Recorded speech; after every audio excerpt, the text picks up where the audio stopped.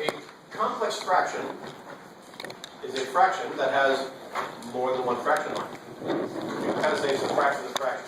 Just like a compound sentence is a sentence that is made up of two other sentences. A complex fraction is a fraction that has made up of fractions.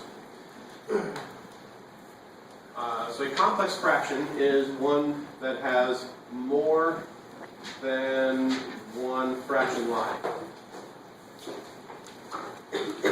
So the idea behind simplifying that, what do you think our goal is? Simplifying to one. Exactly right. You can read it. What does it mean to simplify a complex fraction?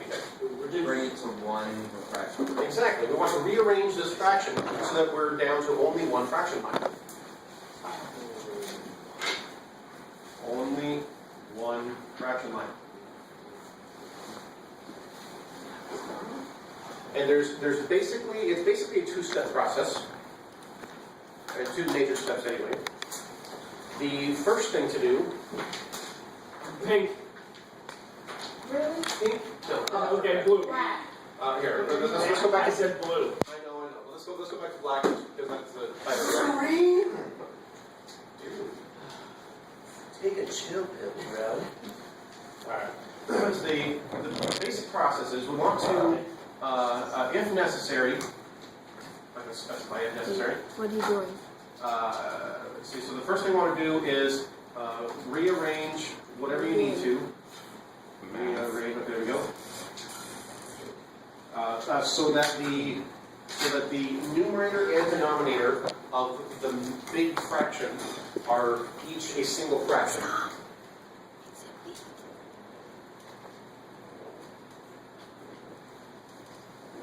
So we have one single fraction over one single fraction.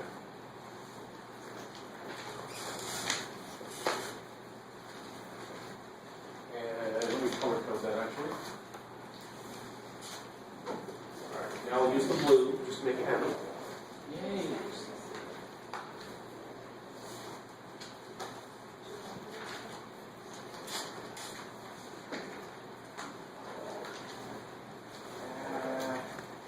Okay, I'm sorry, I didn't mean to do this. Thank you. Okay, I need one other color. Green. Orange. I ran out of one. Orange. The whole reason that orange markers back here is because it's kind of out. Are you kidding me? It's luscious. I know that's on video. It's like brown. Alright, so we want to range it to a simple fraction over a simple fraction. Abraham Lincoln. Holding Chris Lincoln. I'm hearing way more talking than I should. Is that a food wrap register? Good.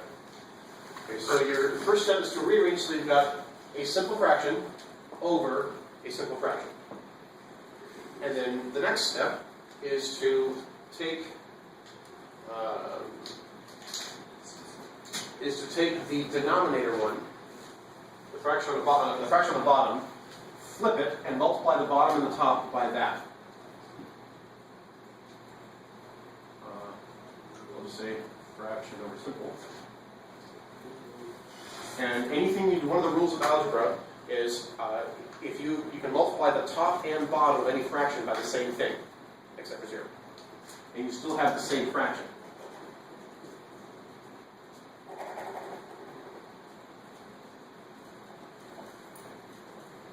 So this second step would be multiply top and bottom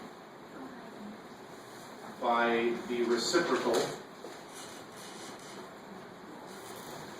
of the denominator.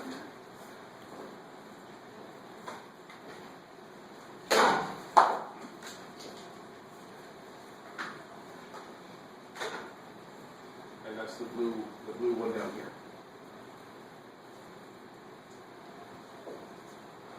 And then you simplify and reduce and cancel whatever you can. But that's the basic that's the basic idea. It's two main steps involved in any of these. And I just realized that I I just set up how to do example 16.2, not 16.1. So we'll come back to 16.1 in just a second. All right. Crab. What? Crab. Oh, wow. We call forever. Excellent. All right, so in this scenario here, example 16.2 gives us this problem. A over x squared plus b over x over m over x squared plus k over xc. I think this qualifies as a complex fraction. There is definitely more than one fraction line going What's here. complex? 9 to 12. Okay. All right, so it's definitely a complex fraction, and our goal is to simplify it. Our first main step is we need to rearrange so that we have, so for the big main fraction line, we want the top of this to be one single fraction. So we need to get a over x squared plus b over x. We need to make this sum into one fraction. So, what do we need? Common denominators. Okay, so these two fractions need a common denominator, which is going to be A plus b squared over x squared. close. Why? Slow down a second. You did two. Is it x squared plus x? Okay, slow down a bit more. Hopefully, y'all can get to the point where you can do this fairly quickly. But for now, let's just take it easy. What is my common denominator going to be? X squared. X squared. This one already has an x squared. This has an x, so I need to multiply this fraction, top and bottom, by x, so that I get x squared on the bottom. So I'm going to have x squared as my common denominator here. And what's on the top here? A plus bx. A plus bx. And that's over. I need to do the same thing down here. Because I need this fraction's denominator to also be one single fraction. What's my common denominator going to be down here? X squared c. X squared c. So this one needs a c, so I can multiply the top and bottom of this fraction by c.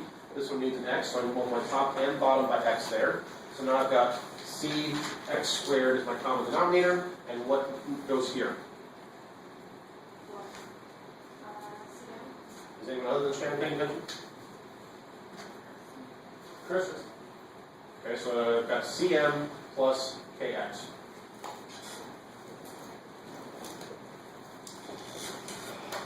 So I've accomplished step one. I have rearranged my original problem so that I have a fraction over a fraction.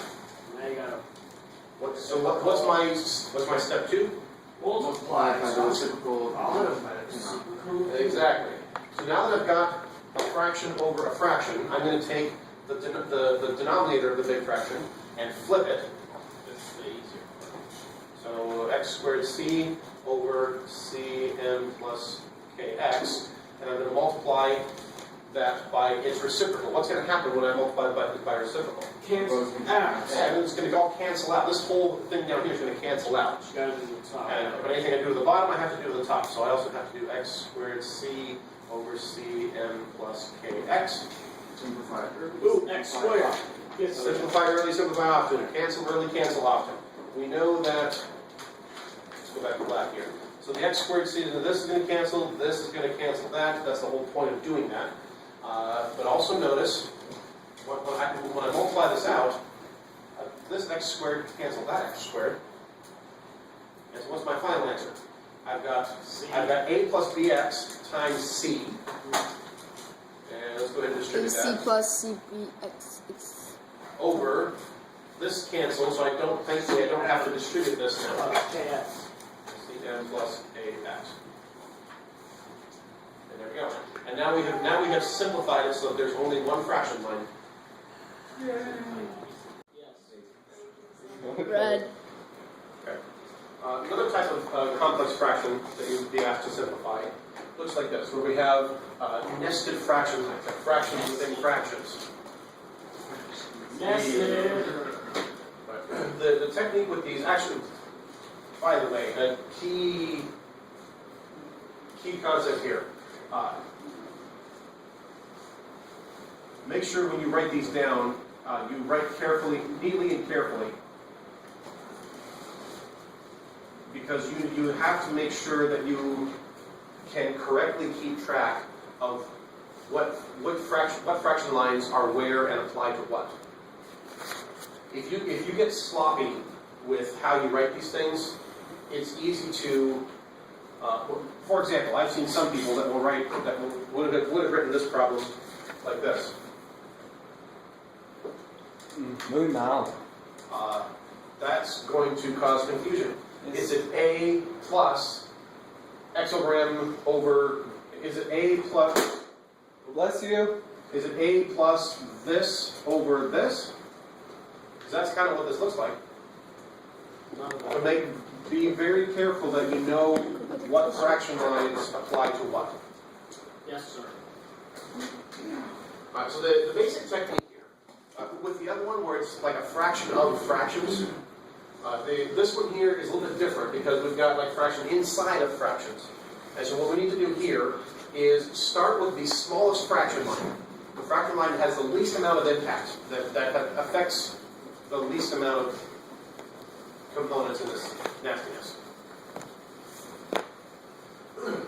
So this one, this fraction line here has the x on top and all the rest of this on the bottom, which includes two fraction lines. Let's come down here for a second. This one has an m and then on top and a b plus a fraction on the bottom. This fraction line only applies to c and d. It's just c over d. Yes. So we want to start with this fraction line. Same denominator. And what we're going to do is we're going to start, it's kind of like going sideways and up, sideways and up, sideways and up. Or combining it with whatever term is next to it, and then simplifying the next fraction using the technique that we just learned. Which, by the way, looks like this. When we have a over, we have a fraction. If you have a fraction with a fraction on top and a fraction on the bottom, the idea is you take this one and you flip it and multiply the top and bottom like that. Right? That's the idea. All right. So we start with this fraction. It's this fraction, but remember your order of operations. C over D is going to be the most important thing that happens here, plus B. So what we want to do is we want to work with this part. So I'm going to put this over 1 and get a common denominator here. All I'm doing is I'm working with this bit right here. So what do I have here? I had B plus C over D. So I got this term to have a common denominator with that one. And so what does this red section end up with? B.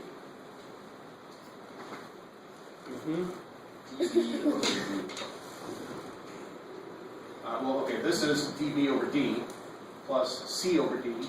So that becomes what over D? dB plus C over D. Now, come back here, and remember that whatever this stuff in red here, all of that was under an M, which was then added to an A, which was under an X. Now, the next thing, let's get a different color. Green. At this point, so we got the smallest fraction line, and the next thing that in order of operations was that this fraction is going to be added to something. So I added those together to get this fraction. So now in the next order of operations, this fraction is part of a fraction with m, because that's going to happen first before we add the a. So we have to deal with this. Let's use this technique. I've got m, or m over 1, so that I make it a fraction. M over 1 over dv plus c over d. So I'm going to take the dv plus c over d and flip that and multiply the top, or the bottom and the top by that. d over dv plus c, d over dv plus c, so that those cancel, and I've got m over 1 times d over dv plus c. So what do I have now in green?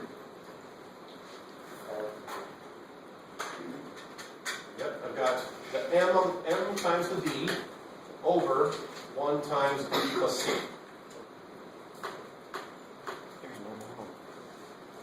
And so this section in green here is then being added to a, which is underneath a fraction with fraction line with x on top. What's my next thing to do? Go to the A. Yep. Now I've got this green fraction. The next thing that's going to happen to this is that it's added to a. So I need to get my green fraction and the a to have a common denominator. And do the color. Blue. No. Red. Orange. Green. Pink. Orange. Amarillo. I think of that.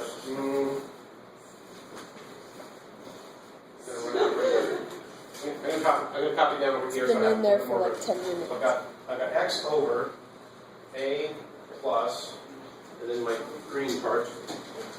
I've got an md over db plus c. Okay, so the next thing is to get this fraction added to the a. So that means that a needs the common denominator with this bit. So a doesn't have a denominator right now, so it just has a denominator of 1. I need a common denominator, so I need to multiply top and bottom by what? db plus c. db plus c. So now I'm trying to work on this. So my common denominator here is now db plus c. And what do I have on top? Remember, I'm working in the brown box here.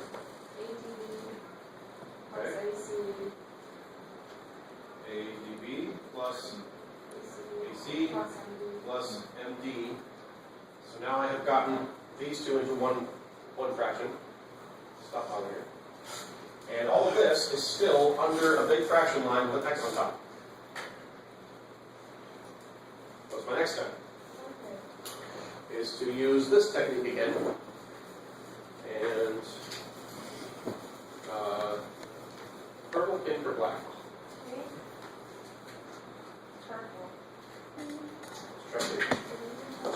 Alright, so I've got, let's see, x isn't a fraction already, so I'm going to put that over 1. So I've got a fraction over a fraction. And I need to take this denominator and flip it. db plus c over a... I wrote this wrong.